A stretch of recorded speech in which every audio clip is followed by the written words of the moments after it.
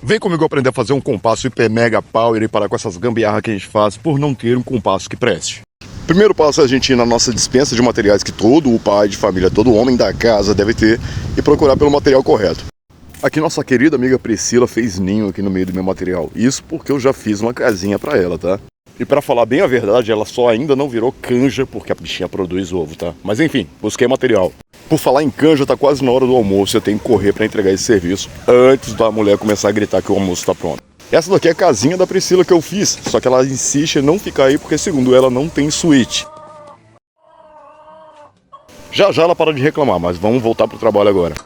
Para esse compasso nós vamos precisar de uma barra rachada. Ah, mas que tamanho? Não sei, eu não sei qual material que você tem aí à sua disposição, eu sei o que tem aqui. Eu tô dando a ideia.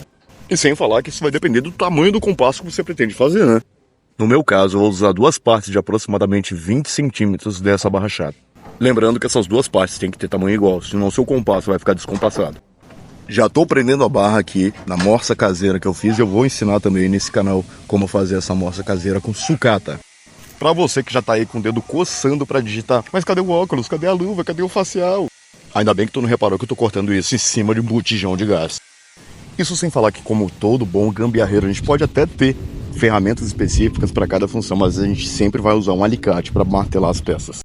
Agora, se você é do tipo que chama um eletricista quando sua mulher fala que queimou uma lâmpada, então, meu querido, tu tem que voltar para a escolinha de como ser um homem da casa.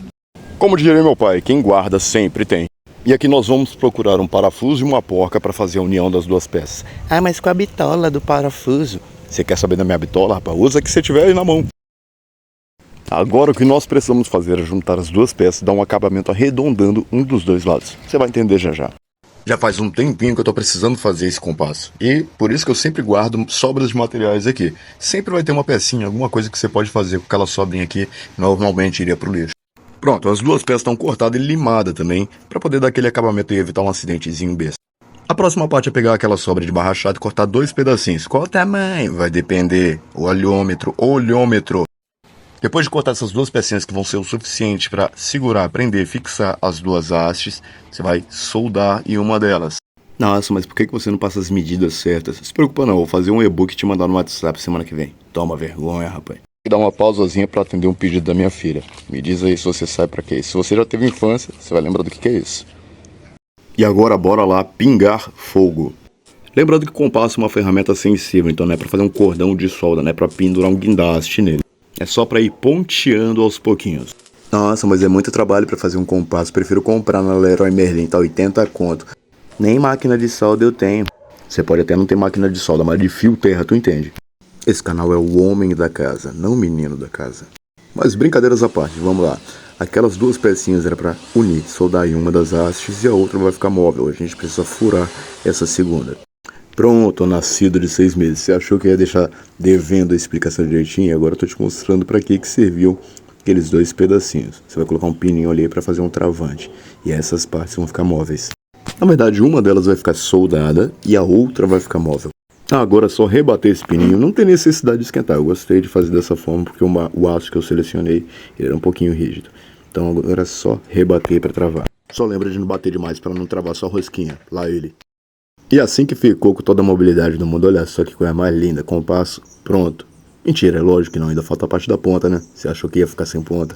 Aí tô só mostrando a parte da articulação, como que ela foi feita, só pra você ter a ideia pra poder reproduzir. Já voltei ali na minha despensa, peguei essa pecinha, eu não sei do que é, se você sabe, você me diz o nome, porque eu não faço a menor ideia, achei no meio da rua, deixei guardado porque eu sei que algum dia eu vou utilizar. Eu achei que ia dar um trabalhão para arrancar isso, mas felizmente foi só botar um pouquinho de força. A mesa quase saiu do lugar, mas a peça saiu.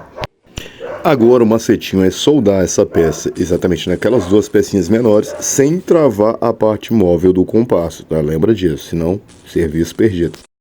Antes que critiquem, lembrando que não sou soldador profissional, mas felizmente tem um espacinho aqui, paraíso na minha casa.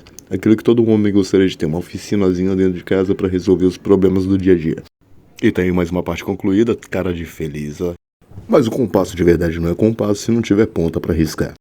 E bora voltar para a despensa lá procurando aquela broca que seu cunhado pediu emprestado inteira e ele devolveu só os caquinhos dela. E aí você vai precisar cortar 2 tarugos dessa broca porque é um aço rápido, um aço duro. E ele vai ser perfeito para fazer o risco nas chapas. E aqui o esquema é o seguinte, você vai ter que juntar as duas pernas e cavar uma cavilha. Cavar uma cavilha, isso, para encaixar os dois, porque eles vão servir para fazer as pontas. E aqui eu tive que dar uma pausazinha rapidinha para ir ver o que minha filhota estava aprontando. Lembra aquela pergunta que eu fiz? Se você já teve infância?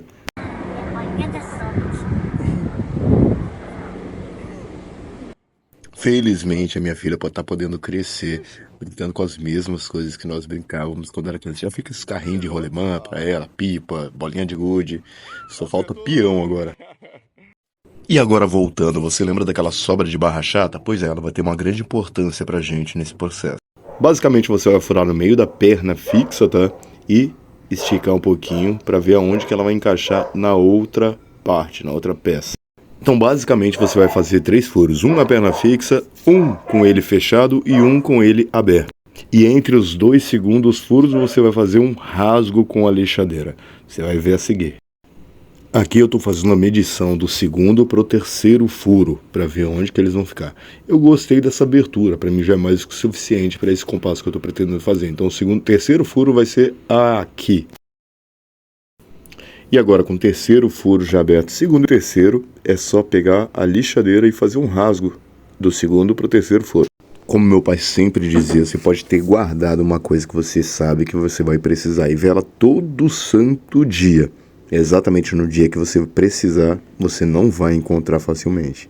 Eu demorei um pouquinho, mas felizmente eu encontrei um parafuso e uma borboleta, que seria exatamente o que eu ia precisar para fazer a trava desse compasso. Fiquei até feliz porque eu ainda não tinha terminado, mas a mulher ainda não tinha gritado, dizendo que o almoço já estava pronto. E tá aí, fabriquei mais uma ferramenta que fazia tempo que eu estava precisando e felizmente não gastei um centavo para isso. Eu sou aquele cara que não pode ver um parafuso jogado na rua que eu trago para casa, porque eu sei que algum dia vai me servir. Então esses materiais são todos de coleta. E aqui testando rapidinho essa obra de arte, como é que ficou. Maravilhoso. E detalhe que eu consegui terminar ele antes mesmo do horário de almoço. E tá aí mais uma ferramenta pro meu painel, feito com sucatas. Esse vídeo é oficialmente o primeiro vídeo do canal O Homem da Casa. O canal onde nós aprendemos todos os dias um com o outro, coisas do dia a dia de um homem de casa. E o ensinamento do dia é, não é porque sua mulher te pediu para fazer uma coisa que ela tem que ficar lembrando a cada 6 meses. Uma hora a gente vai fazer. Tirando as brincadeiras da quinta série que tem no vídeo, já dá um like aí se você curtiu o vídeo. E se você se considera o homem da sua casa, segue o canal.